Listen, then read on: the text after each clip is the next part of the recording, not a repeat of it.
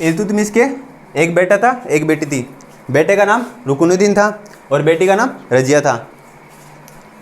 तो इल्तुतमिश की मृत्यु के बाद जो चालीसा दल था उसने रुकनुद्दीन को राजा बना दिया, लेकिन रजिया चाहती थी कि वो शासिका बने, क्योंकि इल्तुतमिश ने अपनी मृत्यु से पहले लिखा कि मेरी मृत्यु के बाद रजिया को शासिका बनाया जाए, लेकिन चालीसा दल ने रुकनुद्दीन को शासक बना दिया।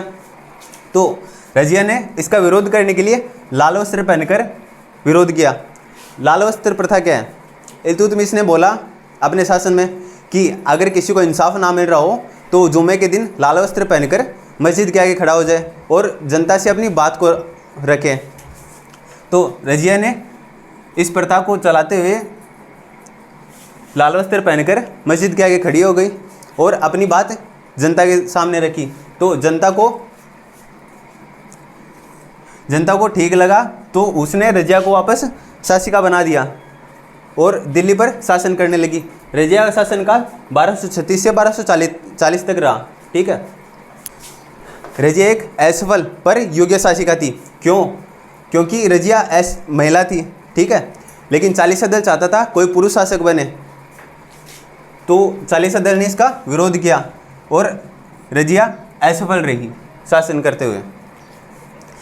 रजिया थी दिल्ली सल्तनत की प्रथम और अंतिम शासिका थी। रजिया का मानना था कि राजा का पद होता है वो एक सिर्फ नाम है, चाहे उस पर कोई महिला करे या पुरुष शासन करे। चालीसा दल रजिया को पसंद नहीं करता था और रजिया कोई भी बात बोलती वो उसको अनसुना कर देता था। ठीक है, इसके साथ रजिया का एक इक़्तिदार था मलिक याकूब, जिससे इसका घनिष्ठ संबंध था। रजिया कोई भी काम बोलती ये कर देता था। ठीक है, इसका एक और इक़्तिदार था अल्तुनिया पंजाब प्रांत में तबरिंद में रहता था और तबरिंद का इक़्तिदार था। ठीक है, लेकिन इसने क्या किया कि रजिया को शासिका मानने से इनकार कर दिया और बगावत कर दी। बगावत करने पर रजिया ने चालीसा दल और इक़्तिदार मलिक याकूब से सलाह ली और उसने तबरिंद पर हमला कर दिया। हमला करने के बाद हमले में शुरुआती दौरान अल्तुनिया हारने लगा और रजिया जीतने लगी, लेकिन जैसे जैसे युद्ध आगे बढ़ा, युद्ध का परिणाम आता गया और रजिया हारने लगी। तो रजिया ने क्या सोचा कि अगर मैं हार गई तो दिल्ली से शासिका भी हट जाऊंगी और मेरी मृत्यु भी हो सकती है। तो रजिया ने अल्तुनिया से शादी करने का फैसला लिया। अल्तुनिया इसके लिए राजी भी हो गया और दोनों ने इसके बाद शादी कर ली। अल्तुनिया से शादी करने के बाद जब ये जा रहे थे तो चालीसा दल ने एक योजना बनाई कि अल्तुनिया और रजिया को एक साथ मरवा दिया जाए। तो चालीसा दल ने क्या योजना बनाई? हरियाणा के कैथल में डाकू रहते थे। ठीक है, तो चालीसा दल ने क्या बोला डाकुओं को कि यहाँ से सोना जाने वाला है, सोना जाएगा तो आप वहाँ से सोना लूट सकते हैं। लेकिन जो डाकू थे उनको ये नहीं पता कि वहाँ पर अल्तुनिया और रजिया जो दिल्ली सल्तनत के राजा रानी थे वो जाने वाले हैं। तो डाकुओं ने हमला कर दिया और हमले के दौरान अल्तुनिया और रजिया को मार डाला। इसके बाद चालीसा दल था वो वैसे भी रजिया और अल्तुनिया को पसंद नहीं करता था। तो जो इक़्तिदार था रजिया का मलिक याकूब, कुछ समय बाद इसको भी चालीसा दल ने मरवा दिया। रजिया की मृत्यु के बाद चालीसा दल ने एक पुरुष शासक लेकर आए जो था बहराम शाह, जिसने 1240 से 1242 तक शासन किया, लेकिन यह एक अयोग्य शासक था।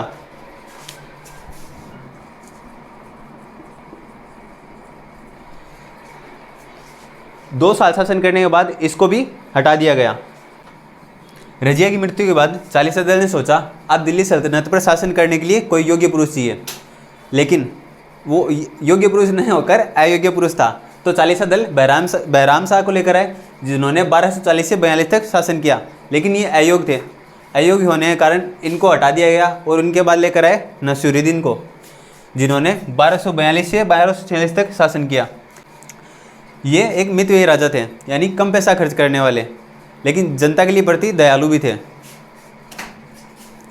ये अपना गुजारा टोपियाँ बिनकर करते थे, यानी ये जितनी भी टोपियाँ बनाते उनको बेचते। ठीक है, बेचने के बाद जितने भी पैसे होते उन्हीं से अपना गुजारा करते थे।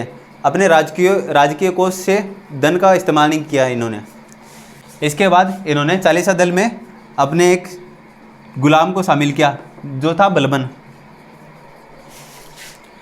बलबन को शामिल किया क्योंकि ये 40 दल से खुश नहीं थे, तो ये सोचते कि एक योग्य व्यक्ति को 40 दल में शामिल किया जाए, तो इन्होंने बलबन को शामिल किया।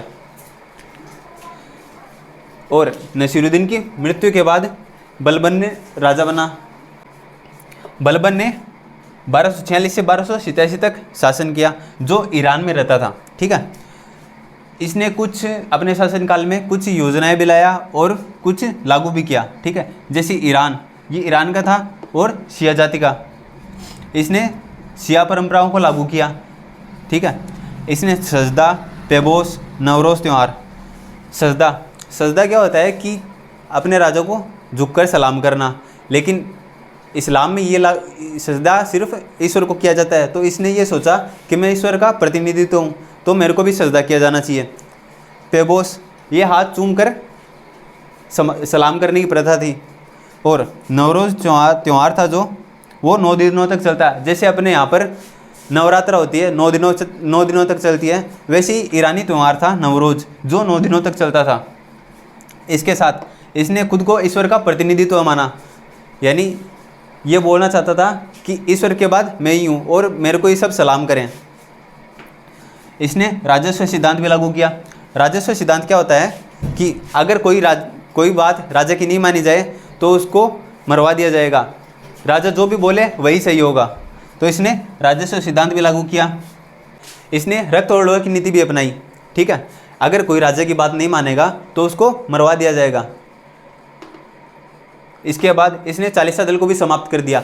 ये 40 दल से परेशान हो चुका था, ना ही वो कोई काम अच्छे से करते, इसलिए इसने सोचा कि 40 दल को समाप्त करना अच्छा है।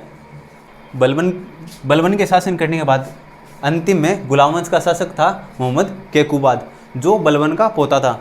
ठीक है, लेकिन इसके कुछ समय शासन करने के बाद भारत में खिलजी आया और इसने केकुबाद की हत्या कर दी और खिलजी वंश की स्थापना की।